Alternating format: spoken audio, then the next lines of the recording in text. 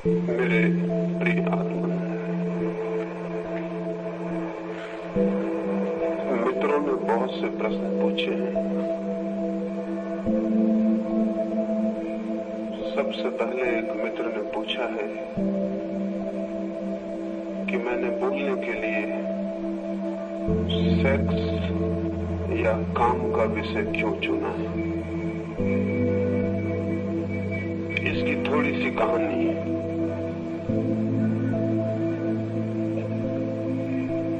एक बड़ा बाजार है। उस बड़े बाजार को कुछ लोग बंबई कहते हैं।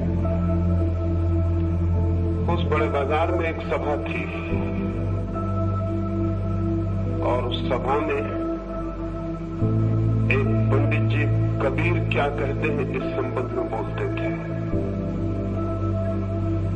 उन्होंने कबीर की एक पंक्ति कही और उसका अर्थ समझाया। उन्होंने कहा कि कबीरा खड़ा बाजार में लिए लुकाठी हाथ, जो घर बारे आप न चले हमारे साथ। उन्होंने ये कहा कि कबीर बाजार में खड़ा था और चिल्ला के लोगों से कहने लगा कि लकड़ी उठा के मैं बुलाता हूं उन्हें जो अपने घर को जलाने की हिम्मत रखते हो, वे हमारे साथ आ जाएं। उस सभा में मैंने देखा कि लोग ये बात सुन के बहुत खुश हुए। मुझे बड़ी हैरानी हुई। मुझे हैरानी ये हुई कि वे जो लोग खुश हो रहे थे उनमें से कोई भी अपने घर को जलाने को कभी भी तैयार नहीं था। लेकिन उन्हें प्रसन्न देखकर मैंने समझा कि बेचारा कबीर आज होता तो कितना खुश न होता।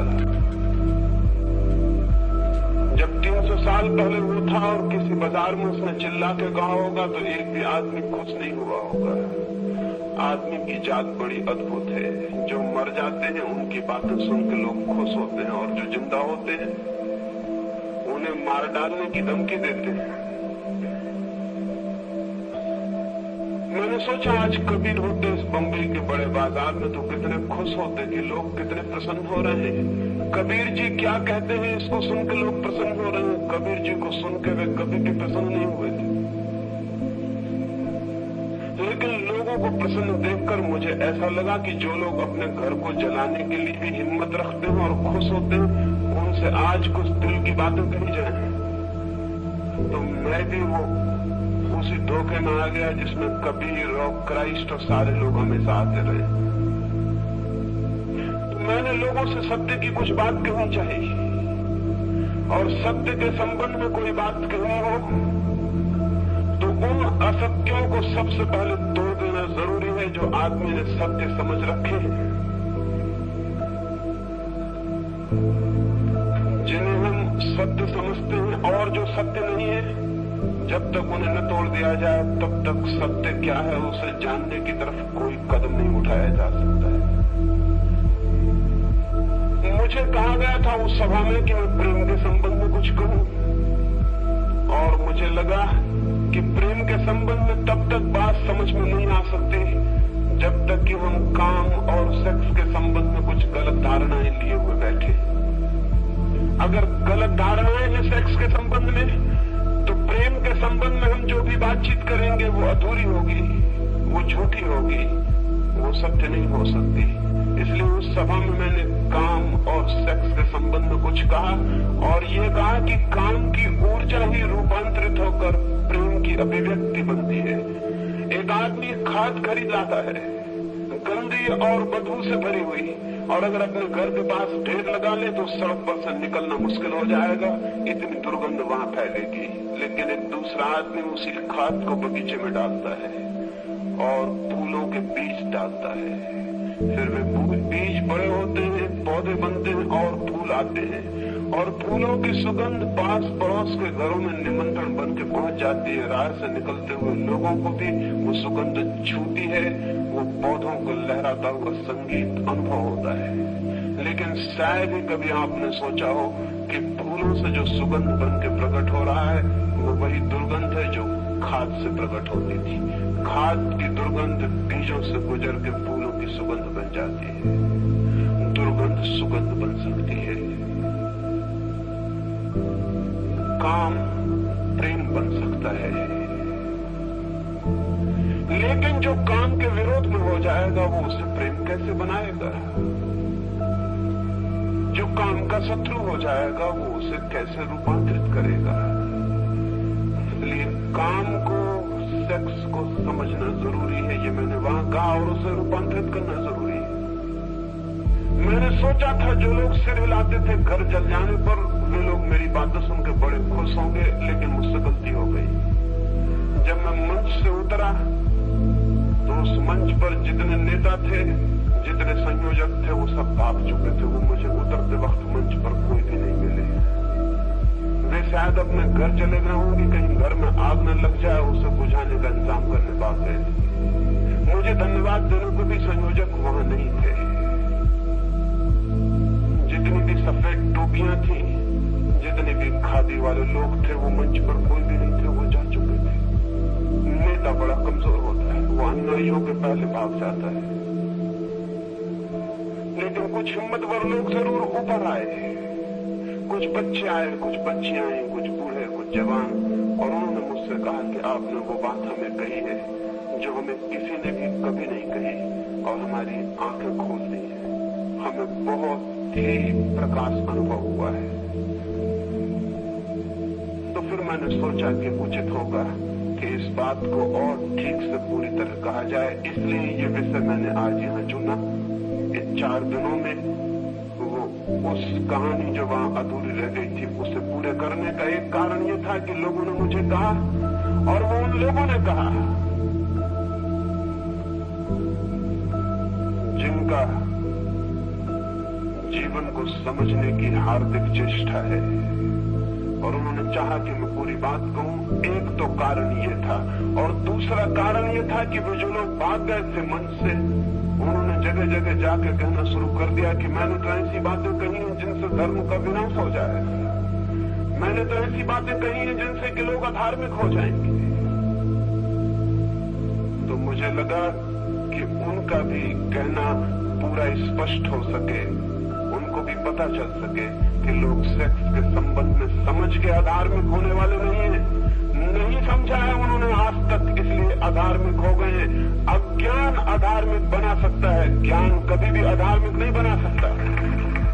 और अगर ज्ञान अधार्मिक बनाता हो तो मैं कहता हूं कि ऐसा ज्ञान उचित है जो अधार्मिक बना दे उस अज्ञान की वजह से, अज्ञान की बजाय जो कि धार्मिक बनाता हो। क्योंकि जो अज्ञान धार्मिक बनाता हो तो वो धर्म भी 2 कौड़ी का है, जो अज्ञान की बुनियाद पर खड़ा होता हो। धर्म तो वही सत्य है जो ज्ञान के आधार पर खड़ा होता है। और मुझे नहीं दिखाई पड़ता कि ज्ञान मनुष्य को कभी भी कोई हानि पहुंचा सकता है। हानि हमेशा अंधकार से पहुंचती है और अज्ञान से। इसलिए अगर मनुष्य जाति भ्रष्ट हो गई, यौन के संबंध में विकृत और विक्षिप्त हो गई, सेक्स के संबंध में पागल हो गई, तो उसका जिम्मा उन लोगों पर नहीं है जिन्होंने सेक्स के संबंध में ज्ञान की खोज की है। उसका जिम्मा उन नैतिक, धार्मिक और थोथे साधु संतों पर है जिन्होंने मनुष्य को हजारों वर्षों से अज्ञान में रखने की चेष्टा की। ये मनुष्य जाति कभी की सेक्स से मुक्त हो गई होती, लेकिन नहीं ये हो सका। नहीं हो सका उनकी वजह से जो अंधकार कायम रखने की चेष्टा कर रहे हैं। तो मैंने समझा कि अगर थोड़ी सी किरण से इतनी बेचैनी हुई है तो फिर पूरे प्रकाश की चर्चा कर लेनी उचित है, ताकि साफ हो सके कि ज्ञान मनुष्य को धार्मिक बनाता है या अधार्मिक बनाता है। ये कारण था, इसलिए ये विषय चुना। और अगर ये कारण न होता तो शायद मुझे अचानक ख्याल न आता इसे चुनने का। शायद इसमें मैं कोई बात न करता है। इस लिहाज से वे लोग धन्यवाद के पात्र हैं जिन्होंने अवसर पैदा कर दिया और ये विषय मुझे चुनना पड़ा। और अगर आपको धन्यवाद देना हो तो मुझे मत देना। वो भारतीय विद्या भवन में जिन्होंने सभा आयोजित की थी उनको धन्यवाद देना। उन्होंने ही ये विषय चुनवा दिया है, मेरा इसमें कोई हाथ नहीं।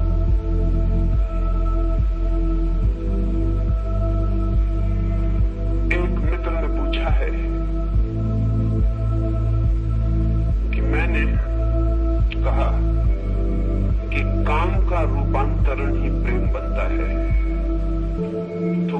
पूछा है कि माँ का बेटे के लिए प्रेम क्या वो भी काम है, वो भी सेक्स है? और भी कुछ लोगों ने इसी तरह के प्रश्न पूछे। इसे थोड़ा समझ लेना उपयोगी होगा। अगर मेरी बात आपने ध्यान से सुनी है तो मैंने कहा कि सेक्स के अनुभव के बड़ी गहराइयां हैं जिन तक आदमी पहुंच भी नहीं पाता है। 3 तल है सेक्स के अनुभव के, वो मैं आपसे कहूं। एक तल तो शरीर का तल है, बिल्कुल फिजियोलॉजिकल।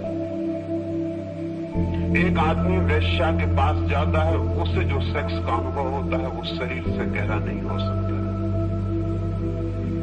वेश्या शरीर बेच सकती है, मन नहीं बेचा जा सकता, और आत्मा के बेचने का तो कोई उपाय नहीं।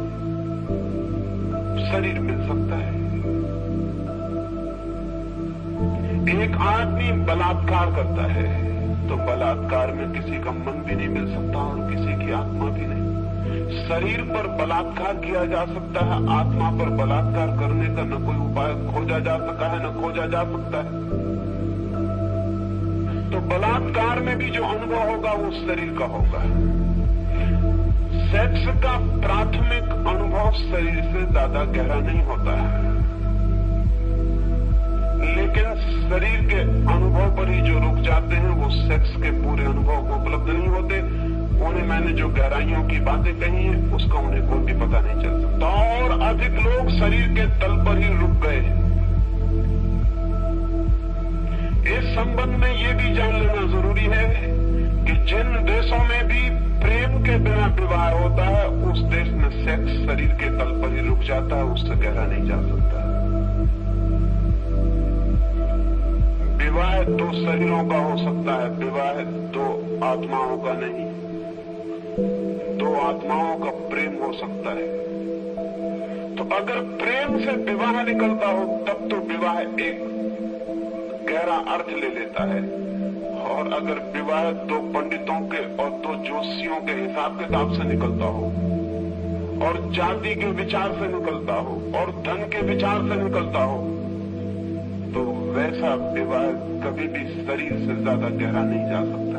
लेकिन ऐसे विवाह का एक फायदा है, शरीर मन की बजाय ज्यादा स्थिर चीज है। इसलिए शरीर जिन समाजों में विवाह का आधार है उन समाजों में विवाह सुस्थिर होगा, जीवन भर चल जाएगा। शरीर अस्थिर चीज नहीं है, शरीर बहुत स्थिर चीज, उसमें परिवर्तन बहुत धीरे धीरे आता है और पता भी नहीं चलता। शरीर जड़ता का तल है। इसलिए जिन समाजों ने ये समझा कि विवाह को स्थिर बनाना जरूरी है, एक ही विवाह पर्याप्त हो, बदलाहट की जरूरत ना पड़े, उनको प्रेम अलग कर देना पड़ा। क्योंकि प्रेम होता है मन से और मन चंचल है। जो समाज प्रेम के आधार पर विवाह को निर्मित करेंगे उन समाजों में तलाक अनिवार्य होगा, उन समाजों में विवाह परिवर्तित होगा। विवाह स्थायी व्यवस्था नहीं हो सकती क्योंकि प्रेम तरल है, मन चंचल है, शरीर स्थिर और जड़ है। आपके घर में एक पत्थर पड़ा हुआ है, सुबह पत्थर पड़ा था, सांझ भी पत्थर वहीं पड़ा रहेगा। सुबह फूल खिलाता, सांझ तक मुरझा जाएगा और गिर जाएगा। फूल जिंदा है, जन्मेगा, जिएगा, मरेगा। पत्थर मुर्दा है, वैसे ही का वैसा सुबह था, वैसा ही शाम पड़ा है। पत्थर बहुत स्थिर है, विवाह पत्थर की तरह है। शरीर के तल पर जो विवाह है वो स्थिरता लाता है, समाज के हित में है, लेकिन एक एक व्यक्ति के अहित में है, क्योंकि वो स्थिरता शरीर के तल पर लाई गई है और प्रेम से बचा गया है। इसलिए शरीर के तल से ज्यादा पति और पत्नी का संभोग और सेक्स नहीं पहुंच पाता गहरे में। एक यांत्रिक, एक मैकेनिकल रूटीन हो जाती है, एक यंत्र की भांति जीवन हो जाता है सेक्स का। उस अनुभव को रिपीट करते रहते हैं और जड़ होते चले जाते हैं, लेकिन उससे ज्यादा गहराई कभी भी नहीं मिलती। जहां प्रेम के बिना विवाह होता है उस विवाह में और वेश्या के पास जाने में बुनियादी भेद नहीं है, थोड़ा सा भेद है, बुनियादी नहीं है वो। वेश्या को आप एक दिन के लिए खरीदते हैं, और पत्नी को आप पूरे जीवन के लिए खरीदते हैं, इससे ज्यादा फर्क नहीं पड़ता। जहां प्रेम नहीं है वहां खरीदना ही है, चाहे एक दिन के लिए खरीदो चाहे पूरी जिंदगी के लिए खरीदो। हालांकि साथ रहने से रोज रोज एक तरह का संबंध पैदा हो जाता है, एसोसिएशन से लोग उसी को प्रेम समझ लेते हैं, वो प्रेम नहीं है। प्रेम और ही बात है। शरीर के तल पर विवाह है, इसलिए शरीर के तल से गहरा संबंध कभी भी नहीं उत्पन्न हो पाता है। ये एक तल है। दूसरा तल है सेक्स का, मन का तल, साइकोलॉजिकल। वाटरशाइन से लेकर पंडित कोक तक जिन लोगों ने भी इस तरह के शास्त्र लिखे हैं सेक्स के बाबत, वो शरीर के तल से गहरे नहीं जाते। दूसरा तल है मानसिक। जो लोग प्रेम करते हैं और फिर विवाह में बंधते हैं, उनका सेक्स शरीर के तल से थोड़ा गहरा जाता है, वो मन तक जाता है, उसकी गहराई साइकोलॉजिकल है। लेकिन वो भी रोज रोज पुनरुक्त होने से थोड़े दिनों में शरीर के तल पर आ जाता है और यांत्रिक हो जाता है। पश्चिम ने जो व्यवस्था विकसित की है 200 वर्षों में प्रेम विवाह की, वो मानसिक तल तक सेक्स को ले जाती, और इसीलिए पश्चिम में समाज अस्त व्यस्त हो गया है, क्योंकि मन का कोई भरोसा नहीं है। वो आज कहता है कुछ, कल कुछ कहने लगता है, सुबह कुछ कहता है, सांझ कुछ कहने लगता है, घड़ी भर पहले कुछ कहता है, घड़ी भर बाद कुछ कहने लगता है। शायद आपने सुना होगा कि बायरन ने जब शादी की तो कहते हैं तब तक वो कोई 60-70 स्त्रियों से संबंधित रह चुका था। एक स्त्री ने उसे मजबूर ही कर दिया विवाह के लिए, तो उसने विवाह किया। और जब वो चर्च से उतर रहा था विवाह करके, अपनी पत्नी का हाथ में लेकर, घंटियां बज रही हैं चर्च की, मोमबत्तियां भी जो जलाई गई हैं जल रही हैं। अभी जो मित्र स्वागत करने आए थे वो विदा हो रहे हैं, और वो अपनी पत्नी का हाथ पकड़ के सामने खड़ी घोड़ा गाड़ी में बैठने के लिए चर्च की सीढ़ियां उतर रहा है। तभी उसे चर्च के सामने ही एक और स्त्री जाती हुई दिखाई पड़ी। एक क्षण को वो भूल गया अपनी पत्नी को, उसके हाथ को, अपने विवाह को। सारा प्राण उस स्त्री का पीछा करने लगा। जाके वो गाड़ी में बैठा बहुत ईमानदार आदमी रहा होगा, उसने अपनी पत्नी से कहा कि तूने कुछ ध्यान दिया, एक अजीब घटना घट गई। कल तक तुझसे मेरा विवाह नहीं हुआ था तो मैं विचार करता था कि तू मुझे मिल पाएगी या नहीं, तेरे सिवाय मुझे कोई भी नहीं दिखाई पड़ता था। और आज जबकि विवाह हो गया, मैं तेरा हाथ पकड़ के नीचे उतर रहा हूँ, मुझे एक स्त्री दिखाई पड़ी गाड़ी के उस तरफ जाती हुई, और तू मुझे भूल गई, और मेरा मन उस स्त्री का पीछा करने लगा। और एक क्षण को मुझे लगा कि काश ये स्त्री मुझे मिल जाए। मन इतना चंचल है। तो जिन लोगों को समाज को व्यवस्थित रखना था, उन्होंने मन के तल पर सेक्स को नहीं जाने दिया, उन्होंने शरीर के तल पर रोक लिया। विवाह करो, प्रेम नहीं, फिर विवाह से प्रेम आता हो तो आए, ना आता हो ना आए। शरीर के तल पर स्थिरता हो सकती है, मन के तल पर स्थिरता बहुत मुश्किल है। लेकिन मन के तल पर सेक्स का अनुभव शरीर से ज्यादा गहरा होता है। पूरब के बजाय पश्चिम का सेक्स का अनुभव ज्यादा गहरा है। पश्चिम के जो मनोवैज्ञानिक हैं, फ्रायड से जुंग तक, उन सारे लोगों ने जो भी लिखा है वो सेक्स की दूसरी गहराई, वो मन की गहराई। लेकिन मैं जिस सेक्स की बात कर रहा हूं वो तीसरा तल है, वो ना आज तक पूरब में पैदा हुआ है ना पश्चिम में। वो तीसरा तल है स्पिरिचुअल, वो तीसरा तल है आध्यात्मिक। शरीर के तल पर भी एक स्थिरता है क्योंकि शरीर जड़ है, और आत्मा के तल पर भी एक स्थिरता है क्योंकि आत्मा के तल पर कोई परिवर्तन कभी होता ही नहीं। वहां सब शांत है, वहां सब सनातन है। बीच में एक तल है मन का, जहां तरलता पारे की तरह तरल है मन, जरा में बदल जाता है। पश्चिम मन के साथ प्रयोग कर रहा है, इसलिए विवाह टूट रहा है, परिवार नष्ट हो रहा है। मन के साथ विवाह और परिवार खड़े नहीं रह सकते। अभी 2 वर्ष में तलाक है, कल 2 घंटे में तलाक हो सकता है, मन तो घंटे भर में बदल जाता है। तो पश्चिम का सारा समाज अस्त व्यस्त हो गया है। पूरब का समाज व्यवस्थित था, लेकिन सेक्स की जो गहरी अनुभूति थी वो पूरब को उपलब्ध नहीं हो सकी। एक और स्थिरता है, एक और घड़ी है आध्यात्मिक की। उस तल पर जो पति पत्नी एक बार मिल जाते हैं या 2 व्यक्ति एक बार मिल जाते हैं, उन्हें तो ऐसा लगता है कि वो अनंत जन्मों के लिए एक हो गए। वहां फिर कोई परिवर्तन नहीं है। उस तल पर चाहिए स्थिरता, उस तल पर चाहिए अनुभव। तो मैं जिस अनुभव की बात कर रहा हूं, जिस सेक्स की बात कर रहा हूं, वो स्पिरिचुअल सेक्स, आध्यात्मिक अर्थ नियोजन करना चाहता हूं काम की वासना में। और अगर मेरी ये बात समझेंगे तो आपको पता चल जाएगा कि माँ का बेटे के प्रति जो प्रेम है वो आध्यात्मिक काम है, वो स्पिरिचुअल सेक्स का हिस्सा है। आप कहेंगे तो बहुत उल्टी बात है, माँ का बेटे के प्रति काम का क्या संबंध? लेकिन जैसा मैंने कहा कि पुरुष और स्त्री, पति और पत्नी एक क्षण के लिए मिलते हैं, एक क्षण के लिए दोनों की आत्माएं एक हो जाती हैं, और उस घड़ी में जो उन्हें आनंद का अनुभव होता है वही उनको बांधने वाला हो जाता है। कभी आपने सोचा कि माँ के पेट में बेटा 9 महीने तक रहता है और माँ के अस्तित्व से मिला रहता है? पति एक क्षण को मिलता है, बेटा 9 महीने के लिए एक होता है, इकट्ठा होता है। इसलिए माँ का बेटे से जो गहरा संबंध है वो पति से भी कभी नहीं होता, हो भी नहीं सकता। पति एक क्षण के लिए मिलता है अस्तित्व के तल पर, जहां एग्जिस्टेंस है, जहां बीइंग है, वहां एक क्षण को मिलता है फिर बिछुड़ जाता है। एक क्षण को करीब आते हैं और फिर कोसों का फासला शुरू हो जाता है। लेकिन बेटा 9 महीने तक माँ की सांस से सांस लेता है, माँ के हृदय से धड़कता है, माँ के खून से खून, माँ के प्राण से प्राण। उसका अपना कोई अस्तित्व नहीं होता, वो माँ का एक हिस्सा होता है।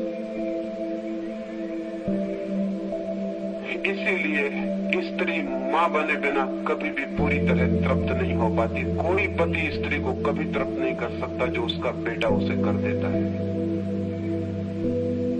कोई पति कभी उतना गहरा कंटेंटमेंट उसे नहीं दे पाता जितना उतना बेटा उसको दे पाता है। स्त्री माँ बिना बने पूरी नहीं हो पाती। उसके व्यक्तित्व का पूरा निखार, पूरा सौंदर्य उसके माँ बनने पर प्रकट होता है।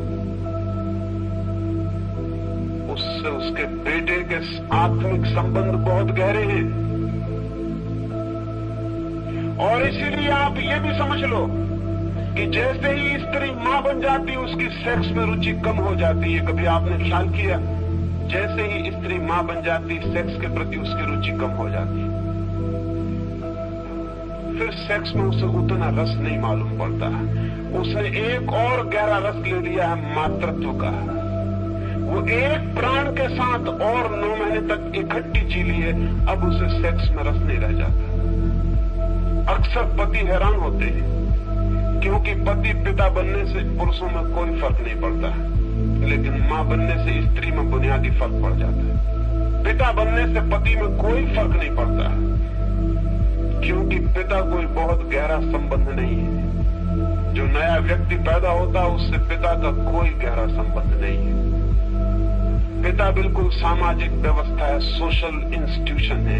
पिता के बिना भी दुनिया चल सकती है। इसीलिए पिता से कोई गहरा संबंध नहीं है बेटे का।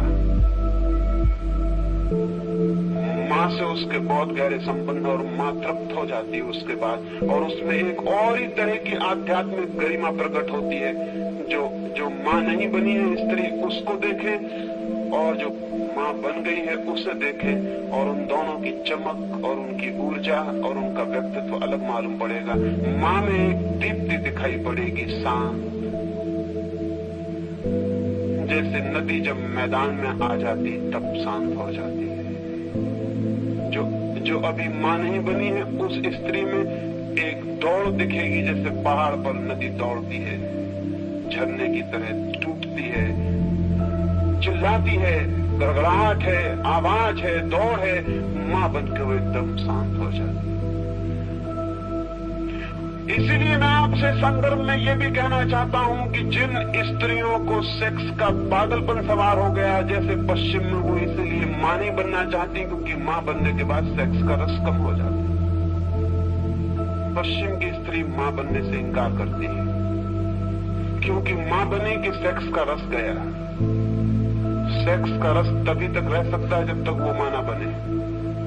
तो पश्चिम की अनेक हुकूमतें घबरा गई हैं इस बात से कि ये रोग अगर बढ़ता चला गया तो उनकी संख्या का क्या होगा। हम यहाँ घबरा रहे हैं कि हमारी संख्या न बढ़ जाए, पश्चिम में मुल्क घबरा रहे हैं कि उनकी संख्या कहीं कम न हो जाए, क्योंकि स्त्रियों को अगर इतने तीव्र रूप से ये भाव पैदा हो जाए कि मां बनने से सेक्स का रस कम हो जाता है और वो मां न बनना चाहे तो क्या किया जा सकता है? कोई कानूनी जबरदस्ती की जा सकती है। किसी को संतति नियमन के लिए तो कानूनी जबरदस्ती भी की जा सकती है कि हम जबरदस्ती बच्चे नहीं होने देंगे, लेकिन किसी स्त्री को मजबूर नहीं किया जा सकता कि बच्चे पैदा करने ही पड़ेंगे। पश्चिम के सामने हमसे बड़ा सवाल है, हमारा सवाल उतना बड़ा नहीं। हम संख्या को रोक सकते हैं जबरदस्ती कानूनन, लेकिन संख्या को कानूनन बढ़ाने का कोई भी रास्ता नहीं। किसी व्यक्ति को जबरदस्ती नहीं की जा सकती तुम बच्चे पैदा करो। और आज से 200 साल के भीतर पश्चिम के सामने ये प्रश्न बहुत भारी हो जाएगा, क्योंकि पूरब की संख्या बढ़ती चली जाएगी, वो सारी दुनिया पे छा सकती है और पश्चिम की संख्या क्षीण होती जा सकती है। स्त्री को मां बनने के लिए उन्हें फिर से राजी करना पड़ेगा और उनके कुछ मनोवैज्ञानिकों ने ये सलाह देनी शुरू की है कि बाल विवाह शुरू कर दो, अन्यथा खतरा है। क्योंकि स्त्री होश में आ जाती है तो वो मां नहीं बनना चाहती, उसे सेक्स का रस लेने में ज्यादा ठीक मालूम पड़ता है। इसलिए बचपन में शादी कर दो, उसे पता ही नहीं चले वो कब मां बन गई। पूरब में जो बाल विवाह चलता था उसके एक कारणों में ये भी था।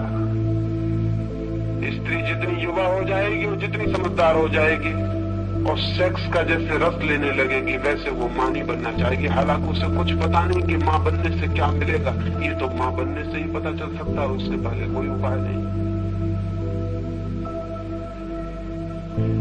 स्त्री तृप्त होने लगती है मां बन के, क्यों? उसने एक आध्यात्मिक तल पर सेक्स का अनुभव कर लिया बच्चे के साथ, और इसलिए मां और बेटे के पास एक आत्मीयता है। मां अपने प्राण दे सकती है बेटे के लिए।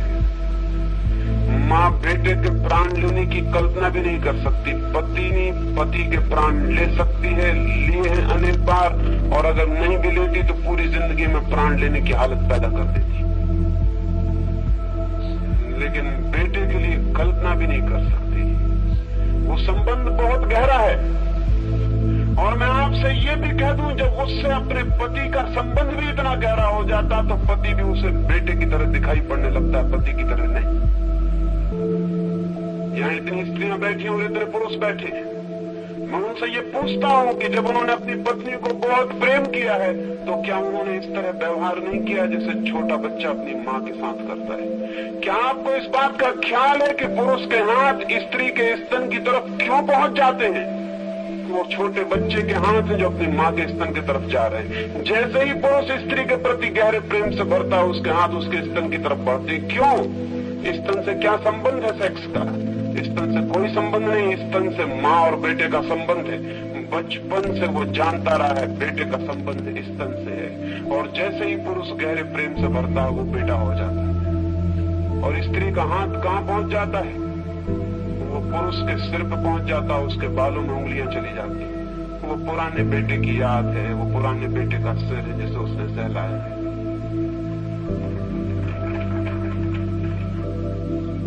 अगर ठीक से प्रेम आध्यात्मिक तल तक विकसित हो जाए तो पति आखिर में बेटा हो जाता है, और बेटा हो जाना चाहिए। तो आप समझिए कि हमने तीसरे तल पर सेक्स का अनुभव किया, अध्यात्म के तल पर, स्पिरिचुअलिटी के तल पर।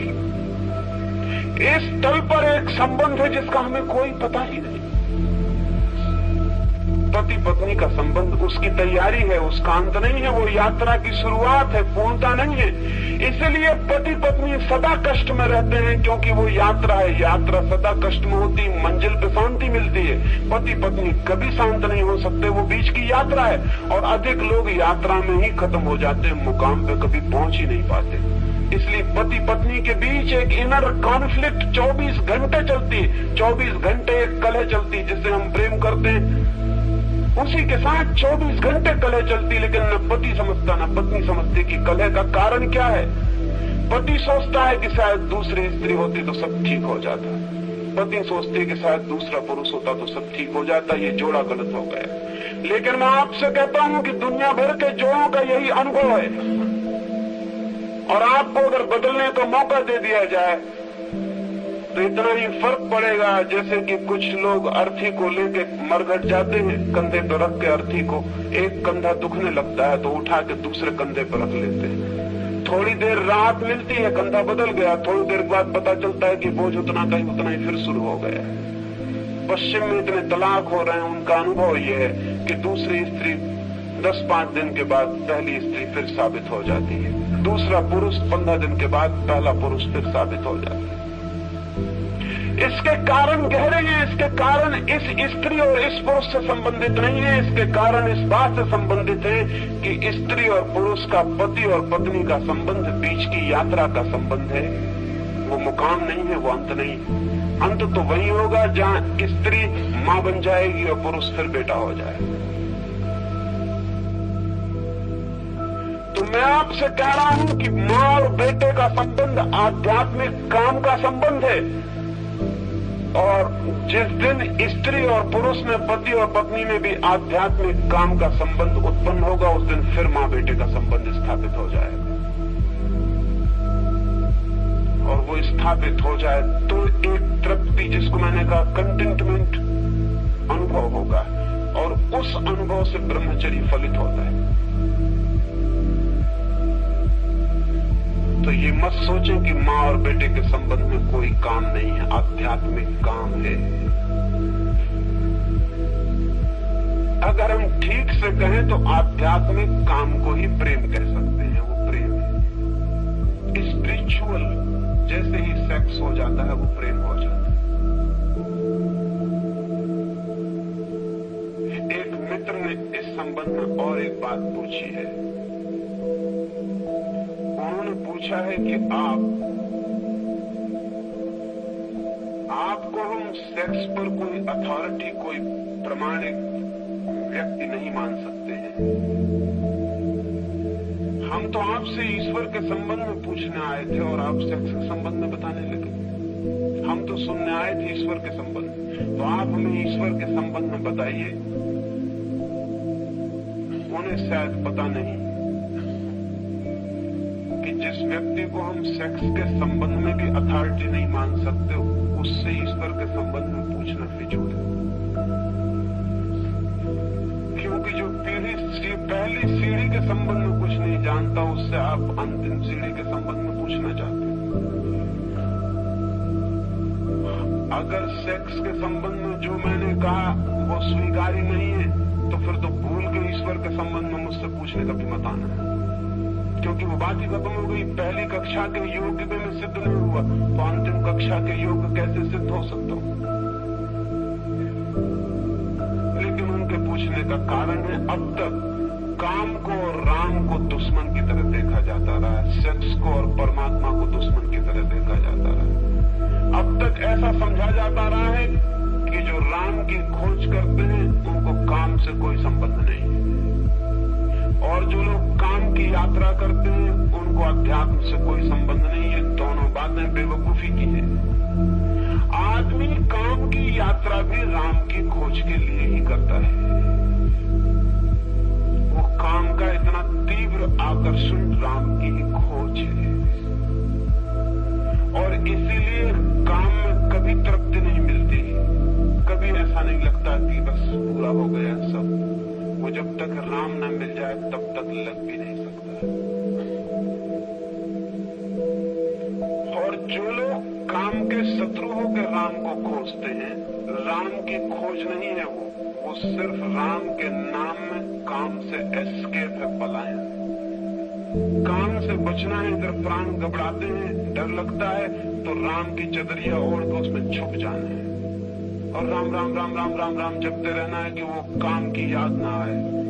जब भी कोई आदमी राम राम राम राम जपते मिले तो जरा गौर करना, उसके भीतर राम राम के जप के पीछे काम का जप चल रहा होगा, सेक्स का जप चल रहा होगा।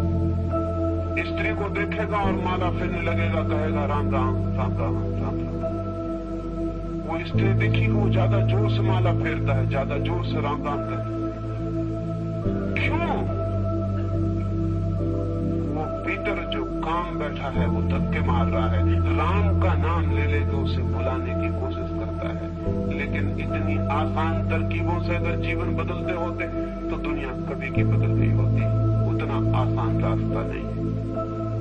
तो मैं आपसे कहना चाहता हूं कि काम को समझना जरूरी है अगर आप अपने राम की और परमात्मा की खोज को भी समझना चाहते हैं। क्यों? ये इसलिए मैं कहता हूं कि एक आदमी बंबई से कलकत्ते की यात्रा करना चाहे,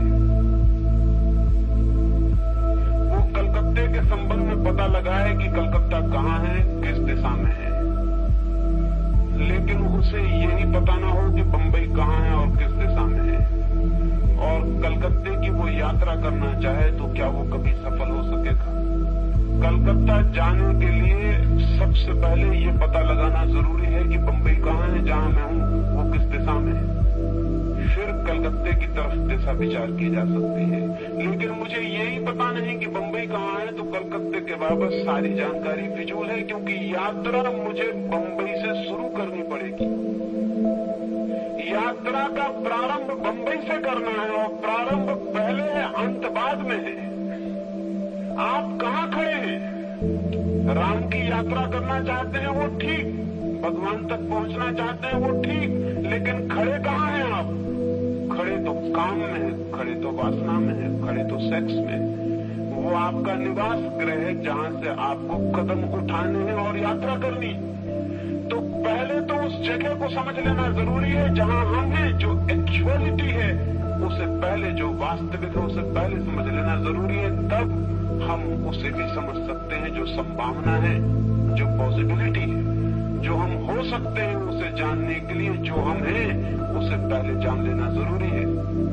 अंतिम कदम को समझने के पहले पहला कदम समझ लेना जरूरी है, क्योंकि पहला कदम ही अंतिम कदम तक पहुंचाने का रास्ता बनेगा, और अगर पहला कदम ही गलत हो गया तो अंतिम कदम कभी भी सही नहीं होने वाला है।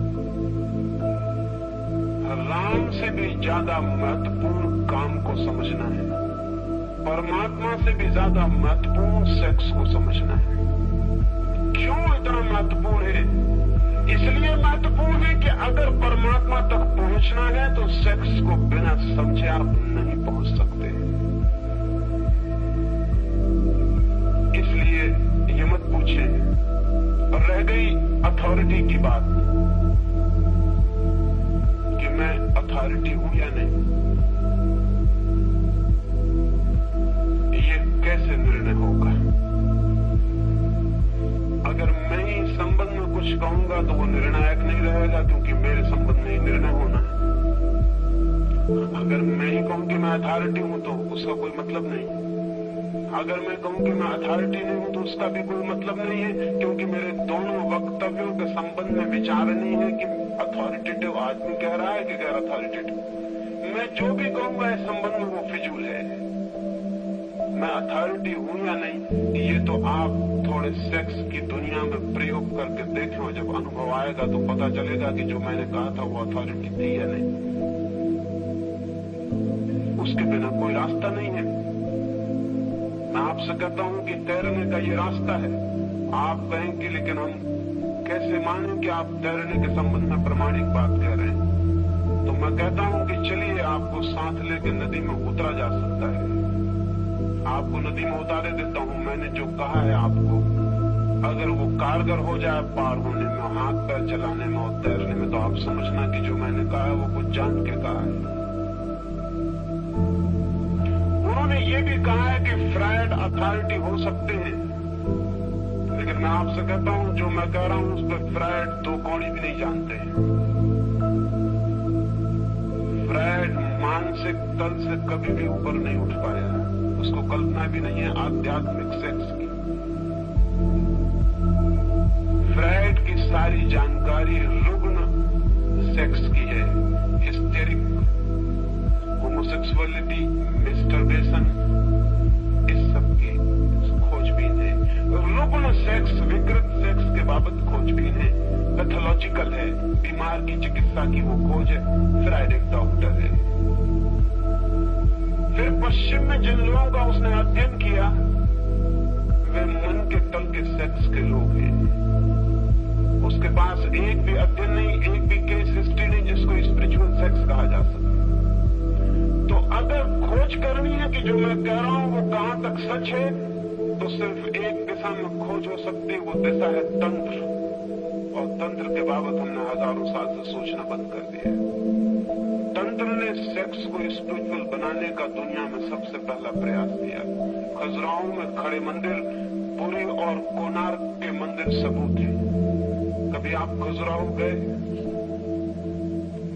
कभी आपने जाके खजुराहो की मूर्तियां देखी तो आपको 2 बातें अद्भुत अनुभव होंगी। पहली तो बात यह कि नग्न मैथुन की प्रतिमाओं को देख के भी आपको ऐसा नहीं लगेगा कि उनमें जरा भी कुछ गंदा है, जरा भी कुछ अगली है।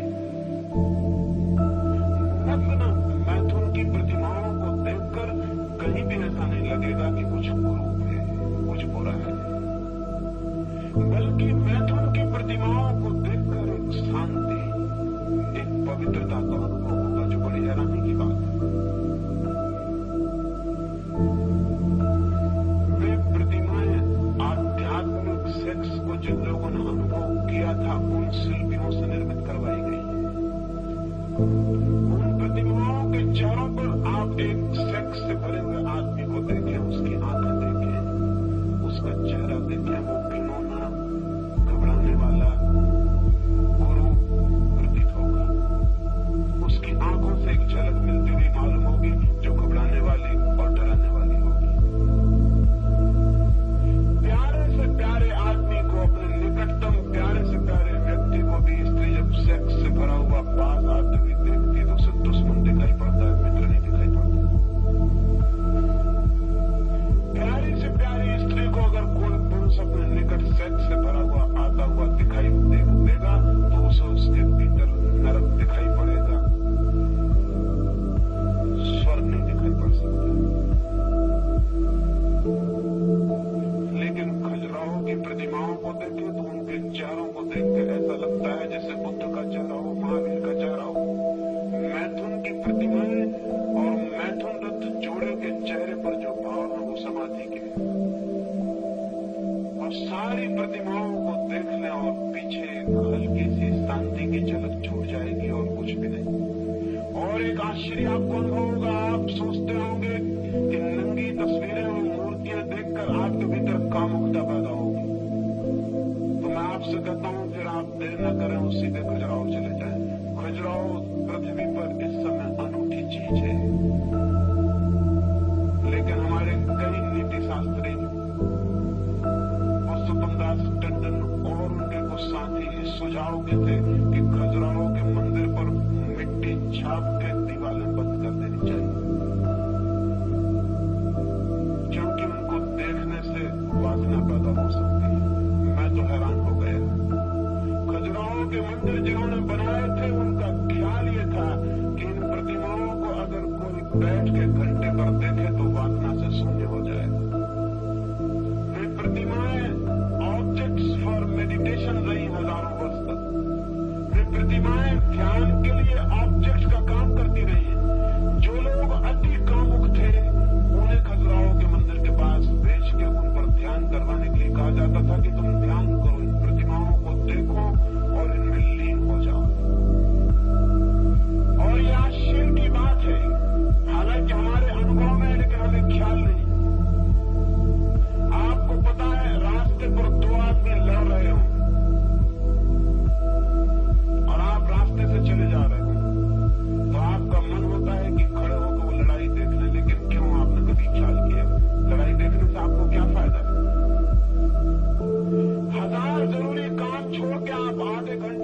आदमियों की मुक्काबाजी देख सकते हैं, खड़े होकर फायदा क्या है?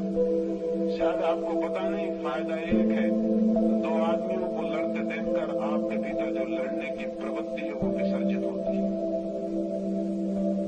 उसका निकास होता है, वो इवैपोरेट हो जाती है।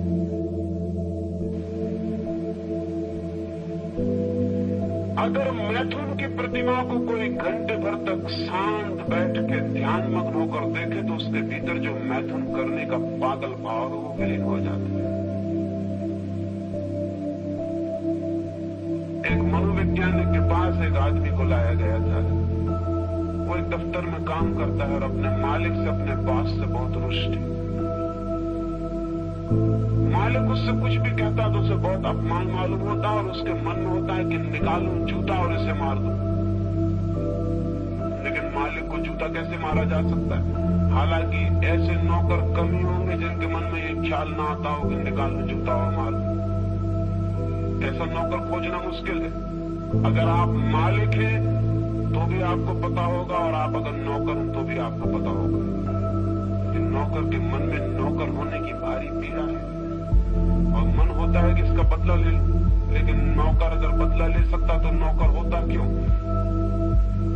तो वो बेचारा मजबूर है और दबाए चला जाता है, दबाए चला जाता है। फिर तो हालत उसकी ऐसी रुग्ण हो गई कि उसे ये डर पैदा हो गया कि किसी दिन आवेश में मैं जूता मार ही न दूं, तो वो जूता घर ही छोड़ जाता है।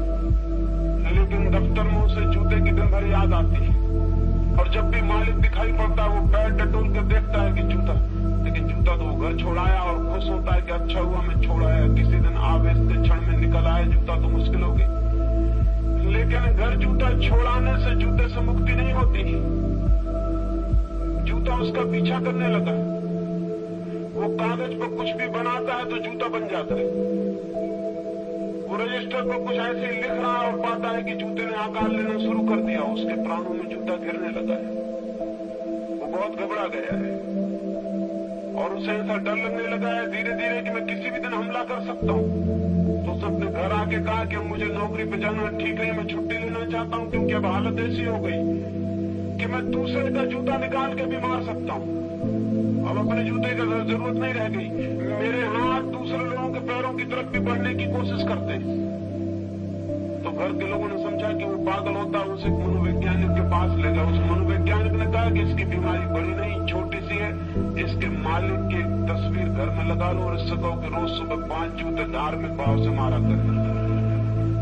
5 जूते मारे तब दफ्तर जाए, बिल्कुल रिलीजियसली। ऐसा नहीं कि किसी दिन चूक जाए, जैसे लोग ध्यान जब करते हैं बिल्कुल वक्त पर 5 जूते मारे, दफ्तर से लौट के 5 जूते मारे। आदमी पहले तो बोला कि ये क्या पागलपन की बात है, लेकिन भीतर उसे खुशी मालूम हुई। वो हैरान हुआ, उसने कहा लेकिन मुझे भीतर खुशी मालूम हो रही है। तस्वीर टांग ली गई और रोज 5 जूते मार के दफ्तर गया। पहले दिन ही जब वो 5 जूते मार के दफ्तर गया तो उसे एक बड़ा अद्भुत अनुभव हुआ। मालिक के प्रति उसने दफ्तर में उतना क्रोध अनुभव नहीं किया और 15 दिन के भीतर तो मालिक के प्रति अत्यंत विनयशील हो गया। मालिक को भी हैरानी हुई, उसे तो कुछ पता नहीं कि भीतर क्या चल रहा है। उसने उसको पूछा कि तुम आजकल बहुत आज्ञाकारी, बहुत विनम्र, बहुत ही हम्बल हो गए हो, बात क्या है? उसने कहा वो मत पूछिए, नहीं तो सब गड़बड़ हो जाए। क्या हुआ? तस्वीर को जूते मारने से कुछ हो सकता है, लेकिन तस्वीर को जूते मारने से वो जो जूते मारने का भाव है वो द्रवित हुआ, वो इवैपोरेट हुआ, वो वाष्पीभूत हुआ। खजुराहो के मंदिर या कोणार्क और पुरी के मंदिर जैसे मंदिर सारे देश के गांव-गांव में होने चाहिए। बाकी मंदिरों की कोई जरूरत नहीं है, वो बेवकूफी के सबूत है, उनमें कुछ नहीं है, उनमें न कोई वैज्ञानिकता है, न कोई अर्थ है, न कोई प्रयोजन है, वो निपट कुमारी के सबूत है। लेकिन खजुराहो के मंदिर जरूर अर्थपूर्ण है। जिस आदमी का भी मन सेक्स से बहुत भरा हो वो जाके उन पर ध्यान करे और वो हल्का लौटेगा, शांत लौटेगा। तंत्र ने जरूर सेक्स को आध्यात्मिक बनाने की कोशिश की थी, लेकिन इस मुल्क के नीति शास्त्री और जो मॉरल प्रीचर्स हैं उन दुष्टों ने उनकी बात को समाज तक नहीं पहुंचने दिया। वो मेरी बात भी नहीं पहुंचने देना चाहते। यहां से मैं भारतीय विद्या भवन से बोलकर जबलपुर वापस लौटा और तीसरे दिन मुझे एक पत्र मिला। कि अगर आप इस तरह की बातें कहना बंद नहीं कर देते हैं तो आपको गोली क्यों न मार दी जाए। मैं उत्तर देना चाहता था, लेकिन वो गोली मारने वाले सज्जन बहुत कायर मालूम पड़े। ना उन्होंने नाम लिखा था, ना पता लिखा। शायद वो डरे होंगे कि मैं पुलिस को न दे दूं। लेकिन अगर वो यहाँ कहीं हो, अगर होंगे तो किसी झाड़ के पीछे या कहीं दीवार के पीछे छुपे होंगे। अगर वो यहाँ कहीं हो तो मैं उनको कहना चाहता हूँ कि पुलिस को देने की कोई भी जरूरत नहीं। वो अपना नाम और पता मुझे भेज दें ताकि मैं उनको उत्तर दे सकूं। लेकिन अगर उनकी हिम्मत ना हो तो मैं उत्तर यही भेज देता हूँ ताकि वो सुन ले। पहली तो बात यह है कि इतनी जल्दी गोली मारने की मत करना, क्योंकि गोली मारते ही जो बात मैं कह रहा हूं वो परम सत्य हो जाएगी। इसका उनको पता होना चाहिए। जीसस क्राइस्ट को दुनिया कभी की भूल गई होती अगर उसको सूली पर न लटकाया गया होता। जीसस क्राइस्ट को दुनिया कभी की भूल गई होती अगर उसको सूली न मिली होती। सूली देने वाले ने बड़ी कृपा की। और मैंने तो यहां तक सुना है कुछ इनर सर्कल्स में जो जीवन की गहराइयों की खोज करते हैं, उनसे मुझे ये भी ज्ञात हुआ है कि जीसस ने खुद अपनी सूली लगवाने के लिए योजना और षड्यंत्र किया था। जीसस ने चाहा था कि मुझे सूली लगा दी जाए, क्योंकि सूली लगते ही जो जीसस ने कहा है वो करोड़ों करोड़ों वर्ष के लिए अमर हो जाएगा और हजारों लोगों के, लाखों लोगों के काम आ सकेगा। इस बात की बहुत संभावना है क्योंकि जुदास जिसने ईसा को बेचा 30 रुपयों में, वो ईसा के प्यारे से प्यारे शिष्यों में से एक था। और ये संभव नहीं है कि जो वर्षों से ईसा के पास रहा वो सिर्फ 30 रुपए में ईसा को बेच दे, सिवाय इसके कि ईसा ने उसको कहा कि तू कोशिश कर, दुश्मन से मिल जा और किसी तरह मुझे उलझा दे और सूली लगवा दे, ताकि मैं जो कह रहा हूं वो अमृत का स्थान ले ले और करोड़ों लोगों का उद्धार बन जाए। महावीर को अगर सूली लगी होती तो दुनिया में केवल 30 लाख जैन नहीं होते, 30 करोड़ हो सकते थे। लेकिन महावीर शांति से मर गए। सूली का उन्हें पता भी नहीं था, न किसी ने लगाई, न उन्होंने लगवाने की व्यवस्था की। आज आधी दुनिया ईसाई है, उसका सिवाय इसके कोई कारण नहीं कि ईसा अकेला सूली पर लटका हुआ है। न बुद्ध, न मोहम्मद, न महावीर, न कृष्ण, न राम। सारी दुनिया भी ईसाई हो सकती है। वो सूली पर लटकने से ये फायदा हो गया। तो मैं उनसे कहता हूं कि जल्दी मत करना, नहीं तो नुकसान में पड़ जाओगे। दूसरी बात ये कहना चाहता हूं कि घबराए ना वो। मेरे इरादे खाट पे मरने के हैं भी नहीं। मैं पूरी कोशिश करूंगा कि कोई न कोई गोली मार ही दे। तो मैं खुद ही कोशिश करूंगा, जल्दी उनको करने की आवश्यकता नहीं है। समय आने पे मैं चाहूंगा कि कोई गोली मार ही दे। जिंदगी भी काम आती है और गोली लग जाए तो मौत भी काम आती है और जिंदगी से ज्यादा काम आ जाती है। जिंदगी जो नहीं कर पाती वो गोली लगी हुई मौत कर देती है। अब तक हमेशा ये भूल की है दुश्मनों ने, नासमझी की है।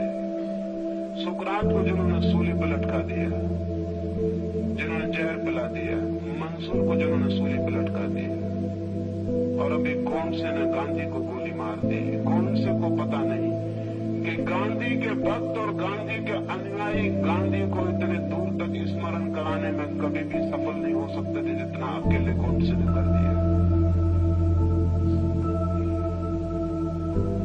और अगर गांधी ने मरते वक्त जब उन्हें गोली लगी और हाथ जोड़ के कौन से को नमस्कार किया होगा तो बड़ा अर्थपूर्ण था वो नमस्कार। वो अर्थपूर्ण था कि मेरा अंतिम शिष्य सामने आ गया, अब जो मुझे आखिर और हमेशा के लिए अमर कर दे रहा है। भगवान ने आदमी भेज दिया जिसकी जरूरत थी। जिंदगी का ड्रामा, वो जो जिंदगी की कहानी है वो बहुत उलझी हुई है, वो इतनी आसान नहीं है। खाट पे मरने वाले हमेशा के लिए मर जाते हैं, गोली खा के मरने वालों का मरना बहुत मुश्किल हो जाता है। सुकरात से किसी ने पूछा उसके मित्रों ने कि अब तुम्हारे जहर दे दिया जाएगा और तुम मर जाओगे तो हम तुम्हारे गाड़ने की कैसी व्यवस्था करें, जलाएं, कब्र बनाएं, क्या करें। सुकरात ने कहा, पागलो, तुम्हें पता नहीं है कि तुम मुझे नहीं गाड़ सकोगे। तुम जब सब मिट जाओगे तब भी मैं जिंदा रहूंगा। मैंने मरने की तरकीब जो चुनी है वो हमेशा जिंदा रहने वाली। तो वो मित्र अगर कहीं हो तो उनको पता होना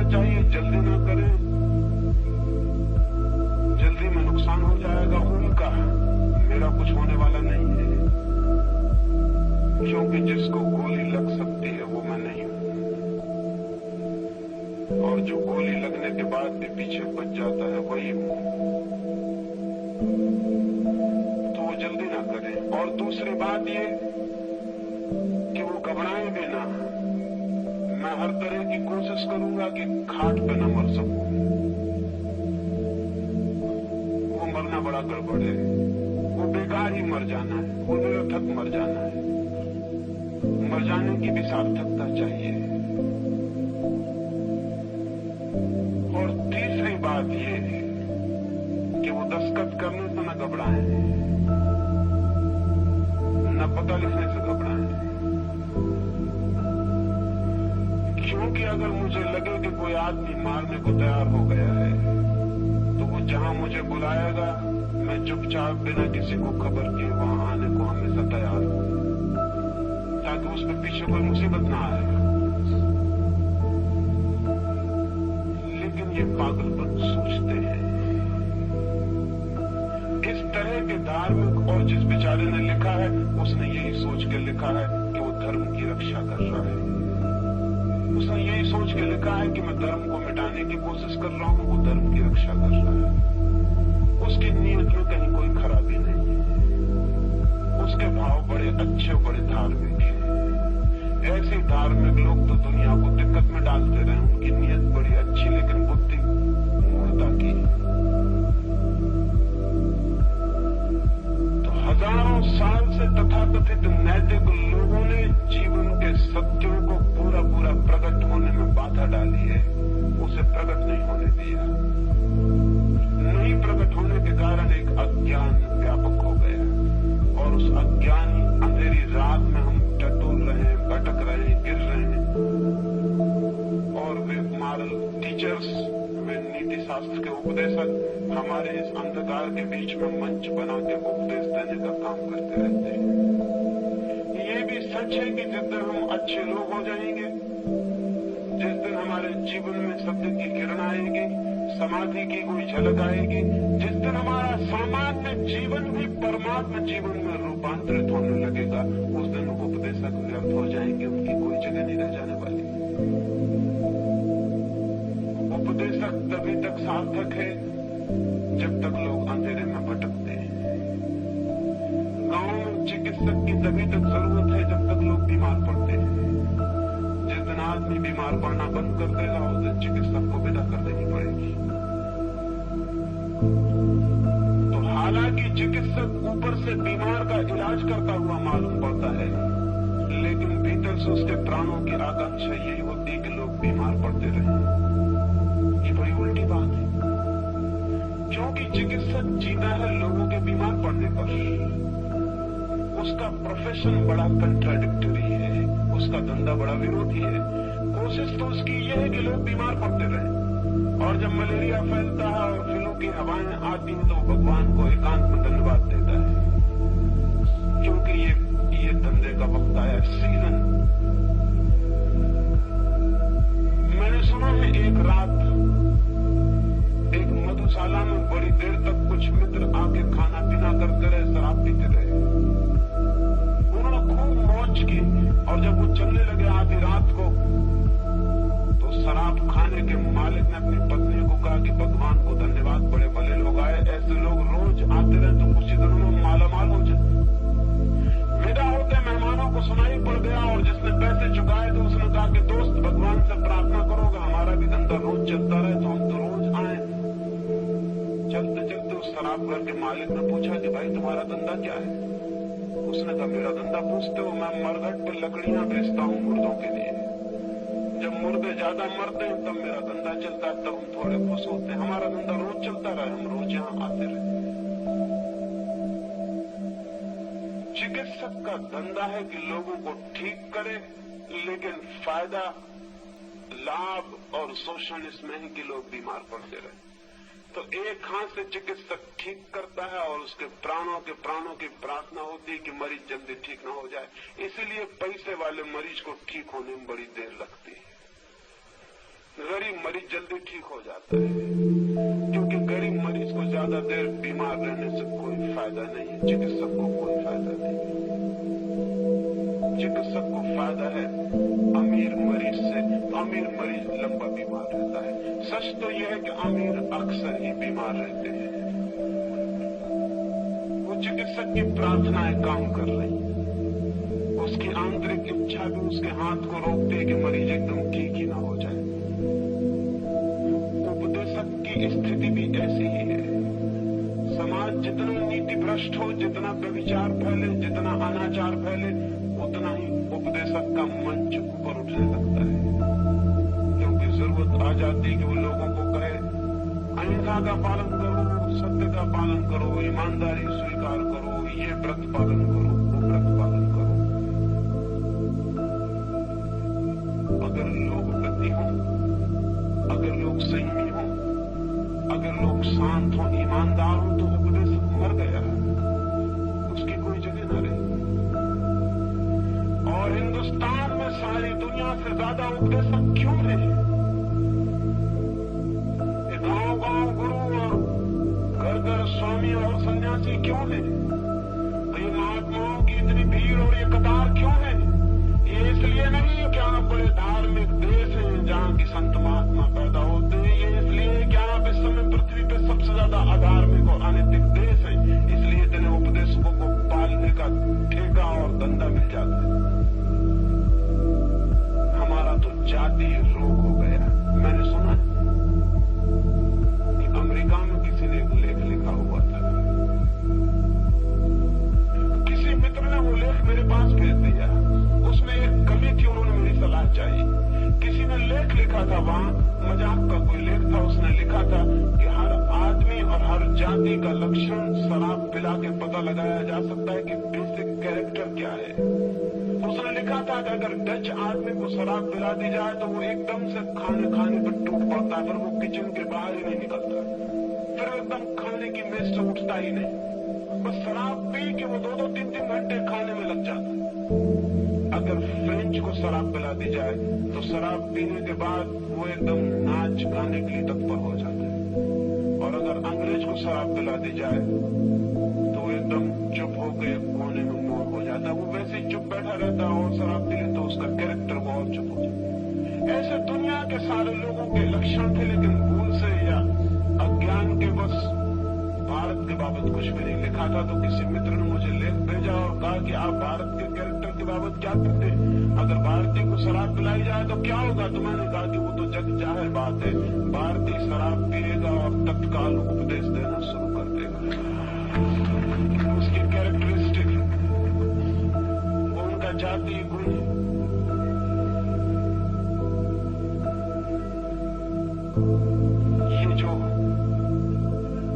ये जो उपदेशों का समाज और साधु संतों और महात्माओं की लंबी कतार है, ये रोग के लक्षण है, ये अनिति के लक्षण।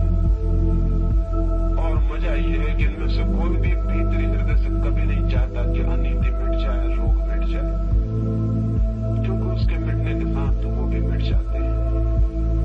प्राणों की पुकार यही होती है कि रोग बना रहे और बढ़ता चला जाए।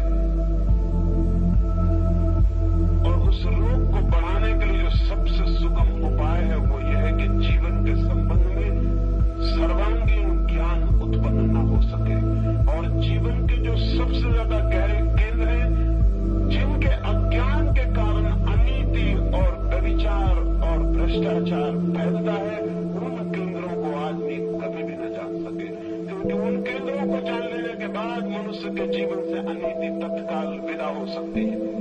और मैं आपसे कहना चाहता हूं कि सेक्स मनुष्य की अनीति का सर्वाधिक केंद्र है। मनुष्य के व्यभिचार का, मनुष्य की विकृति का सबसे मौलिक, सबसे आधारभूत केंद्र वहां है, और इसलिए धर्मगुरु उसकी बिल्कुल बात नहीं करना चाहते।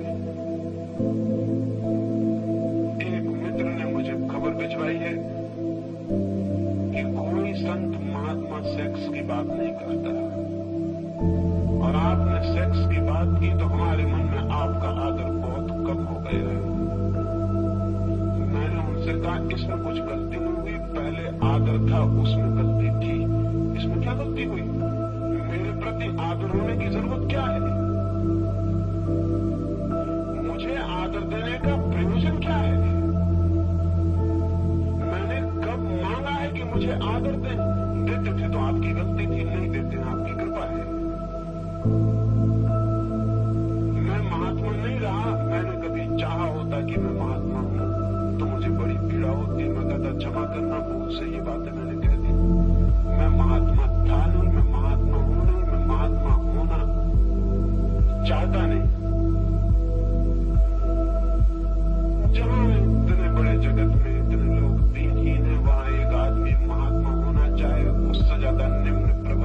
स्वार्थ से भरा हुआ आदमी नहीं। जहां इतने दीनहीन जन है, जहां इतनी हीन आत्माओं का विस्तार है, वहां महात्मा होने की कल्पना और विचार ही पाप है।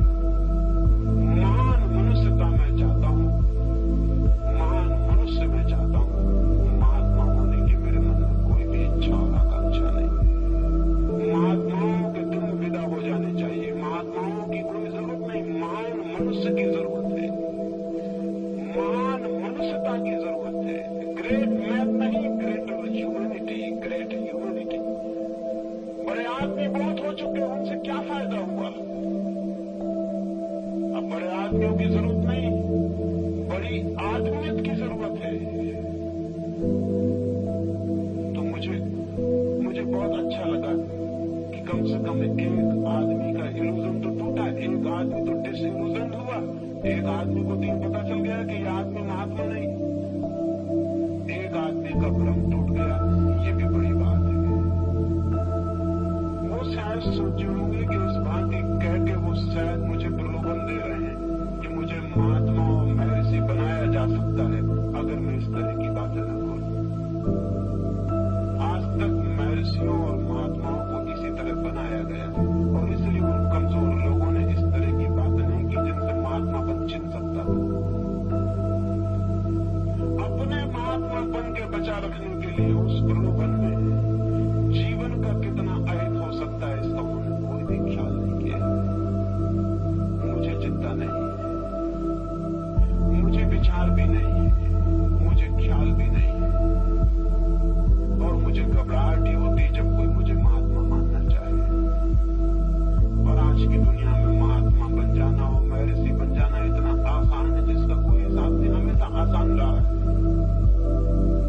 हमेशा आसान रहा है। वो सवाल नहीं है, सवाल ये है कि महान मनुष्य कैसे पैदा हो, उसके लिए हम क्या कर सकते हैं, क्या सोच सकते हैं, क्या खोज कर सकते हैं।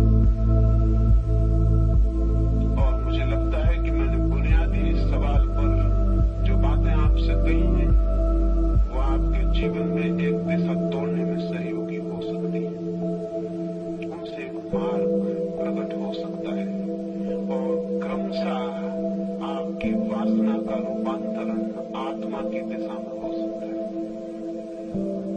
अभी हम वासना हैं, आत्मा नहीं। कल हम आत्मा भी हो सकते हैं, लेकिन वो होंगे कैसे? इसी वासना के सर्वांग रूपांतरण से, इसी शक्ति को निरंतर ऊपर से ऊपर ले जाने से। जैसा मैंने कल आपको कहा, उस संबंध में भी बहुत से प्रश्न हैं, उसके संबंध में एक बात कहूंगा। मैंने आपको कहा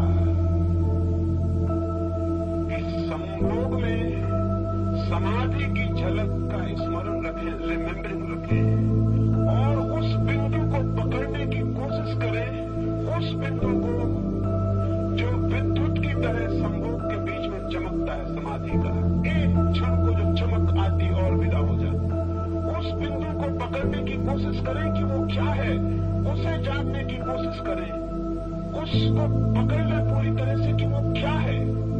और एक दफा उसे आपने पकड़ लिया तो उस पकड़ में आपको दिखाई पड़ेगा कि उस क्षण में आप शरीर नहीं रह जाते हैं, बॉडी लेसनेस। उस क्षण में आप शरीर नहीं, उस क्षण में एक झलक की तरह आप कुछ और हो गए हैं, आप आत्मा हो गए हैं। और वो झलक आपको दिखाई पड़ जाए तो फिर उस झलक के लिए ध्यान के मार्ग से श्रम किया जा सकता है। उस झलक को फिर ध्यान की तरफ से पकड़ा जा सकता है। उस झलक को फिर ध्यान के रास्ते से जाके परिपूर्ण रूप से, पूरे रूप से जाना और जिया जा सकता है। और वो अगर हमारे ज्ञान, जानने और जीवन का हिस्सा बन जाए तो आपके जीवन में सेक्स की कोई जगह नहीं रह जाएगी। एक मित्र ने पूछा है कि अगर इस भांति सेक्स विदा हो जाएगा तो दुनिया में संतति का क्या होगा? अगर इस भांति सारे लोग समाधि का अनुभव करके ब्रह्मचर्य को उपलब्ध हो जाएंगे तो बच्चों का क्या होगा? जरूर इस भांति के बच्चे पैदा नहीं होंगे जिस भांति आज पैदा होते हैं। ये ढंग कुत्ते, बिल्लियों और गिल्लियों का तो ठीक है, आदमियों का ठीक नहीं। ये कोई ढंग है? ये कोई बच्चों की कतार लगाए चले जाना, निरर्थक, अर्थहीन, बिना जाने पूछे ये भीड़ पैदा करते चले जाना। ये भीड़ कितनी हो गई? ये भीड़ इतनी हो गई है कि वैज्ञानिक कहते हैं कि अगर 100 वर्ष तक इसी भांति बच्चे पैदा होते रहे और कोई रुकावट नहीं लगाई जा सकती तो जमीन पर टहनी हिलाने के लिए भी जगह नहीं बचेगी। हमेशा आप सभा में ही खड़े हुए मालूम होंगे, जहां जाएंगे वही सभा मालूम होगी। सभा करना बहुत मुश्किल हो जाएगा। टहनी हिलाने की जगह नहीं रह जाने वाली 100 साल के भीतर अगर यही स्थिति रही।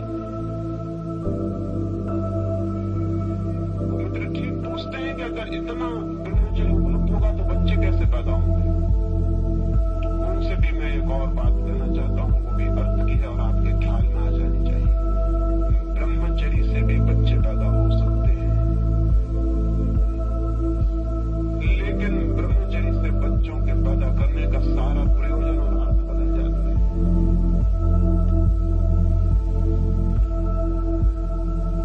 काम से बच्चे पैदा होते हैं, सेक्स से बच्चे पैदा होते हैं। सेक्स से बच्चे पैदा होना, बच्चे पैदा करने के लिए कोई सेक्स में नहीं जाता है। बच्चे पैदा होना आकस्मिक है, एक्सीडेंटल है। सेक्स में आप जाते हैं किसी और कारण से, बीच में बच्चे आ जाते हैं। बच्चों के लिए आप कभी सेक्स में नहीं जाते हैं। बिना बुलाए मेहमान हैं बच्चे, और इसलिए बच्चों के प्रति आपके मन में वो प्रेम नहीं हो सकता जो बिना बुलाए मेहमानों के प्रति कब होता है। घर में कोई आ जाए अतिथि बिना बुलाए तो जो हालत घर में हो जाती है, बिस्तर भी लगाते हैं उसको सुलाने के लिए, खाना भी खिलाते हैं उसको खिलाने के लिए, आओ भगत भी करते हैं, हाथ भी जोड़ते हैं, लेकिन पता होगा आपको कि बिना बुलाए मेहमान के साथ क्या घर की हालत हो जाती है। ये सब ऊपर ऊपर होता है, भीतर कुछ भी नहीं। और पूरे वक्त यही इच्छा होती है कि कब आप विदा हो, कब आप जाएं। बिना बुलाए बच्चों के साथ भी दुर्व्यवहार होगा, सद्व्यवहार नहीं हो सकता, क्योंकि उन्हें हमें कभी चाहा न था, कभी हमारे प्राणों की वो आकांक्षा न थी। हम तो किसी और तरफ गए थे, वो बाई प्रोडक्ट है, प्रोडक्ट नहीं। आज के बच्चे प्रोडक्ट नहीं है, बाई प्रोडक्ट है। वो उत्पत्ति नहीं है। वो उत्पत्ति के साथ जैसे गेहूं के साथ भूसा पैदा हो जाता है, वैसी हालत है। आपका विचार, आपकी कामना दूसरे की, बच्चे बिल्कुल आकस्मिक है। और इसीलिए सारी दुनिया में हमेशा से ये कोशिश चली, वातशायन से लेकर आज तक ये कोशिश चली कि सेक्स को बच्चों से किसी तरह मुक्त कर लिया जाए। उसी से बर्थ कंट्रोल विकसित हुआ, संतति नियमन विकसित हुआ, कृत्रिम साधन विकसित हुए कि हम बच्चों से भी बच जाएं और सेक्स को भी भोग लें। बच्चों से बचने की चेष्टा हजारों साल से चल रही है। आयुर्वेद के ग्रंथों में दवाइयों का उल्लेख है जिनको लेने से बच्चे नहीं होंगे, गर्भधारण नहीं होगा। आयुर्वेद के 3, 4, 5 हजार साल पुराने ग्रंथ इसका विचार करते हैं, और अभी आज का आधुनिकतम स्वास्थ्य का मिनिस्टर भी इसी की बात करता है। क्यों? आदमी ने ये इजाद करने की चेष्टा क्योंकि बच्चे बड़े उपद्रव का कारण हो गए। वो बीच में आते हैं, जिम्मेदारियां ले आते हैं, और भी एक खतरा, बच्चों के आने से ही स्त्री परिवर्तित हो जाती है। पुरुष भी बच्चे नहीं चाहता, नहीं होते हैं तो चाहता है। इस कारण नहीं कि बच्चों से प्रेम है, बल्कि अपनी संपत्ति से प्रेम है। कल मालिक कौन होगा? बच्चों से प्रेम नहीं है। बाप जब चाहता है कि बच्चा हो जाए, घर में लड़का नहीं है, तो आप ये मत सोचना कि लड़के के लिए बड़े उनके प्राण आतुर हो रहे हैं। नहीं, आतुरता ये हो रही कि मैं रुपए कमा के मरा जा रहा हूं, न मालूम कौन कब्जा कर लेगा। एक हकदार मेरे खून का उसके बचाने के लिए होना चाहिए। बच्चों के लिए कोई कभी नहीं चाहता कि बच्चे आ जाए। बच्चों से हम बचने की कोशिश करते रहे, लेकिन बच्चे पैदा होते चले गए। हमने संभोग किया और बच्चे बीच में आ गए, वो उसके साथ जुड़ा हुआ संबंध था। ये काम जन्य संतति है, ये एक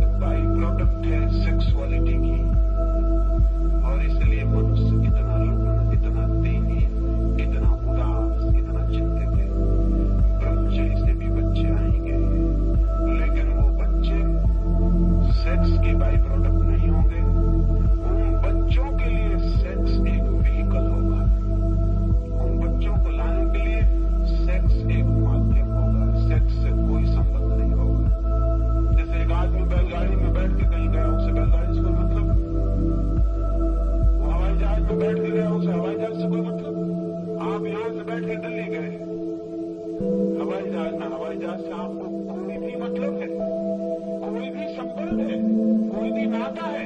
कोई नाता नहीं है। नाता है दिल्ली जाने से। हवाई जहाज सिर्फ व्हीकल है, सिर्फ माध्यम है। ब्रह्मचर्य को जब लोग उपलब्ध हों और संभोग की यात्रा समाधि तक हो जाए, तब भी वे बच्चे चाह सकते हैं। और लेकिन उन बच्चों का जन्म उत्पत्ति होगी, वो प्रोडक्ट होंगे, वो क्रिएशन होंगे, वो सृजन होंगे। सेक्स सिर्फ माध्यम होगा। और जिस बात की अब तक ये कोशिश की गई है, इसे बहुत गौर से सुन लेना, जिस बात की अब तक ये कोशिश की गई है कि बच्चों से बच के सेक्स को भोगा जा सके, वो नई मनुष्यता ये कोशिश कर सकती है कि सेक्स से बच के बच्चे पैदा किए जा सकते। मेरा बात समझे? ब्रह्मचर्य अगर जगत में व्यापक हो जाए तो हम एक नई खोज करेंगे, जैसे हमने पुरानी खोज की है कि बच्चों से बचा जा सके और सेक्स का अनुभव पूरा हो जाए। इससे उल्टा प्रयोग आने वाले जगत में हो सकता है, जब ब्रह्मचर्य व्यापक होगा, कि सेक्स से बचा जा सके और बच्चे हो जाए। और ये हो सकता है, इसमें कोई भी कठिनाई नहीं है, इसमें जरा भी कठिनाई नहीं है, ये हो सकता है। ब्रह्मचर्य से जगत के अंत होने का कोई संबंध नहीं। जगत के अंत का होने का संबंध सेक्सुअलिटी से पैदा हो गया। तुम करते जाओ, बच्चे पैदा हो, जगत अंत हो जाएगा। न एटम बम की जरूरत है, न हाइड्रोजन बम की जरूरत है। ये बच्चों की इतनी बड़ी तादाद, ये कतार, ये काम से उत्पन्न हुए कीड़े मकोड़ों जैसी मनुष्यता, ये अपने आप नष्ट हो जाएगी। ब्रह्मचर्य से तो एक और ही तरह का आदमी पैदा होगा। उसकी उम्र बहुत लंबी हो सकती है। उसकी उम्र इतनी लंबी हो सकती है जिसकी हम कोई कल्पना भी नहीं कर सकते। उसका स्वास्थ्य अद्भुत हो सकता है, उसमें बीमारी पैदा न हो। उसका मस्तिष्क वैसा होगा जैसे कभी कभी कोई प्रतिभा दिखाई पड़ती है। उसके व्यक्तित्व में सुगंध ही और होगी, बल ही और होगा, सत्य ही और होगा, धर्म ही और होगा। वो धर्म को साथ लेके पैदा होगा। हम अधर्म को साथ लेके पैदा होते हैं और अधर्म में जीते हैं और अधर्म में मरते हैं, और इसलिए दिन रात जिंदगी भर धर्म की चर्चा करते हैं। शायद उस मनुष्यता में धर्म की कोई चर्चा नहीं होगी, क्योंकि धर्म लोगों का जीवन होगा। हम चर्चा उसी की करते हैं जो हमारा जीवन नहीं होता है। जो जीवन होता है उसकी हम चर्चा नहीं करते। हम सेक्स की चर्चा नहीं करते क्योंकि वो हमारा जीवन है। हम ईश्वर की चर्चा करते हैं क्योंकि वो हमारा जीवन नहीं है। असल में जिस चीज को हम जिंदगी में उपलब्ध नहीं कर पाते, बातचीत करके उसको पूरा कर लेते हैं। आपने ख्याल किया होगा, स्त्रियां पुरुषों से ज्यादा लड़ती है। स्त्रियां लड़ती ही रहती है, कुछ न कुछ खटपट पास पड़ोस सब तरफ चलती रहती है। कहते हैं कि दो स्त्रियां साथ साथ बहुत देर तक शांति से बैठे लड़ रहे हैं, ये बहुत कठिन है। मैंने तो सुना है कि चीन में एक बार एक बड़ी प्रतियोगिता हुई और उस प्रतियोगिता में चीन के सबसे बड़े झूठ बोलने वाले लोग इकट्ठे हुए। झूठ बोलने की प्रतियोगिता थी कि कौन सबसे बड़ा झूठ बोलता है, उसको पहला पुरस्कार मिल जाए। एक आदमी को पहला पुरस्कार मिल गया और उसने ये बात बोली थी सिर्फ कि मैं एक बगीचे में गया, दो औरतें एक ही बेंच पे 5 मिनट तक चुप बैठी रही। और लोगों ने कहा कि इससे बड़ा झूठ कुछ भी नहीं हो सकता। ये तो अल्टीमेट अनट्रुथ हो गया। और भी बड़ी बड़ी झूठ लोगों ने बोली थी, उन्होंने कहा वो सब बेकार, पुरस्कार इसको दे दो, ये आदमी बाजी मार ले गया। लेकिन कभी आपने सोचा कि स्त्रियां इतनी बातें क्यों करती? पुरुष काम करते हैं, स्त्रियों के हाथ में कोई काम नहीं है, और जब काम नहीं होता तो बात होती है। भारत इतनी बातचीत क्यों करता है? वो स्त्रियों वाला दुर्गुण है। काम कुछ भी नहीं है, बातचीत बातचीत। ब्रह्मचर्य से एक नए मनुष्य का जन्म होगा जो बातचीत करने वाला नहीं, जीने वाला होगा। वो धर्म की बात नहीं करेगा, धर्म को जिएगा। लोग भूल ही जाएंगे कि धर्म कुछ है, वो इतना स्वभाव हो सकता है। उस मनुष्य के बाबत